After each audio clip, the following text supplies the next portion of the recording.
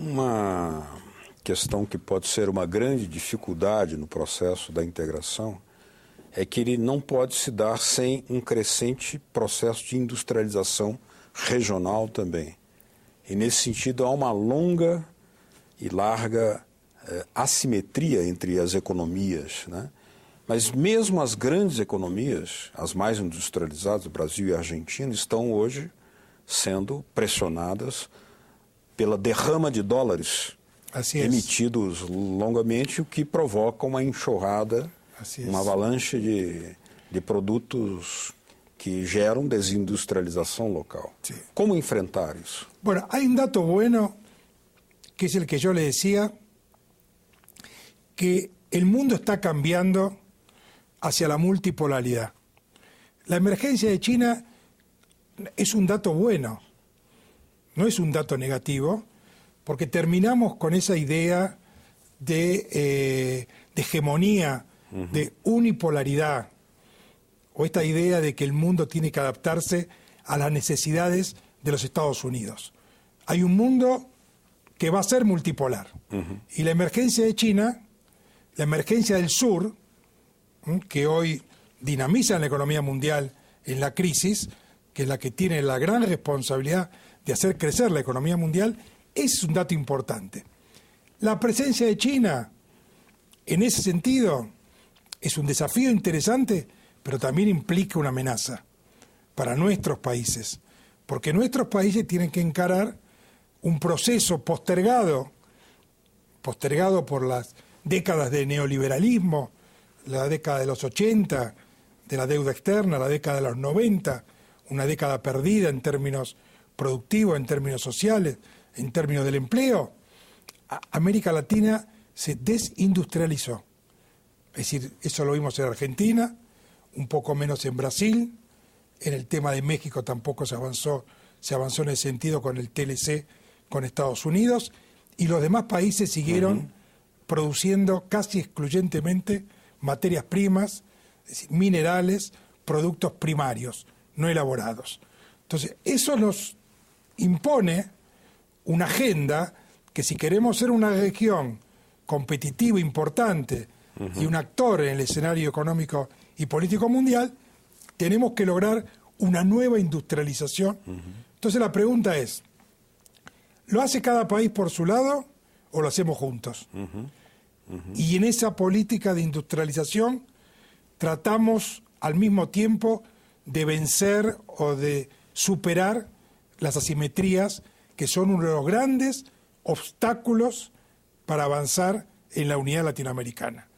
Porque la diferencia de tamaño, la diferencia de económica entre los países de América Latina es muy grande.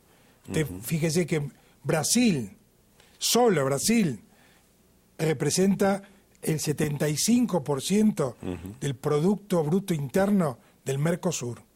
O sea, Brasil tiene 75 y Uruguay tiene 2.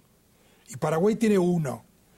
Es decir, ¿cómo se trabaja con asimetrías tan enormes, tan pronunciadas, pensando una industrialización compartida? Seguindo esse seu raciocínio, o senhor mesmo tinha citado há pouco o pensador Muniz Bandeira, professor Muniz Bandeira, que escreveu muito sobre esse processo de integração. E ele levanta uma tese de que, sem ufanismo nenhum, é preciso concentrar, num primeiro momento, no papel que as duas maiores economias da região, Brasil e Argentina, podem desempenhar para encurtar os prazos históricos da integração, porque agora nós já temos, além do Mercosul, a Unasul e a CELAC, mas ainda não estão consolidadas plenamente. Como é que o senhor avalia? El ingreso de Venezuela al Mercosur es un dato muy importante.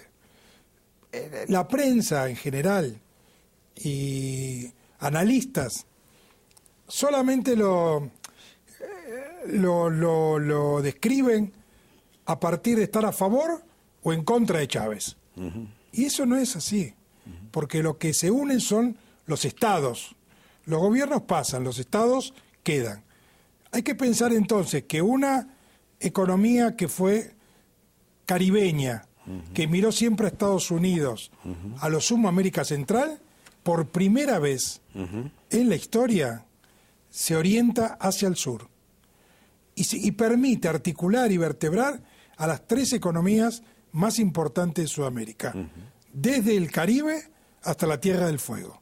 Eso nos da una enorme oportunidad. Y esas 3 economías tienen resuelta 3 o 4 cuestiones que son las más importantes desde el punto de vista estratégico. Producción de alimentos, que va a ser uno de los grandes temas, es uno de los grandes temas de la agenda global.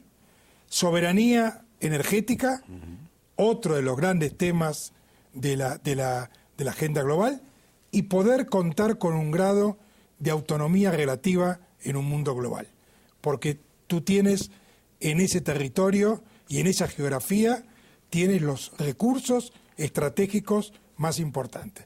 Entonces me parece que eso abre una expectativa muy favorable para avanzar en los modelos de desarrollo de Argentina, de Brasil y de Venezuela, complementándose, intercambiando más y produciendo juntos algunas cuestiones que son esenciales para la región. Y yo estoy de acuerdo contigo que a partir de ese eje se puede vertebrar Sudamérica y con América Central y con México se pueden producir integración que tiene velocidades distintas, porque no hay el mismo nivel de homogeneidad que pueda haber en Sudamérica. Pero no quiere decir que hay que dar por perdido a México de América Latina, que México es verdad que tiene el 85% de su comercio comprometido con los Estados Unidos. Pero para discutir una globalización distinta, para tener una visión común de los cambios de las instituciones globales, México en algunos temas el día de mañana podría ser un aliado para discutir algunos temas de la agenda global, aun cuando tenga esa interdependencia tan notable con los Estados Unidos. Por Te pongo un falta de ejemplo. perspectivas ao norte, tem que voltar-se para o sul. Te pongo un novamente. ejemplo. En la guerra de Irak, México, que era miembro rotativo del Consejo de Seguridad, votó contra la guerra de Irak. Verdad. Conjunto con Chile. Eran los 2 países latinoamericanos que participaban del Consejo. Y es una decisión latinoamericana muy importante, que los 2 países latinoamericanos votaron en contra. Quiere decir que hay distintos niveles de profundidad en la integración. En algunos casos puede haber cooperación, en otros una integración más profunda. ¿Qué esperamos del Mercosur? Una integración más profunda. Ahora, en Sudamérica, después nos vamos a encontrar con países que tienen tratado de libre comercio con Estados Unidos, con Europa, con países asiáticos. La integración quizás va a tener otra característica.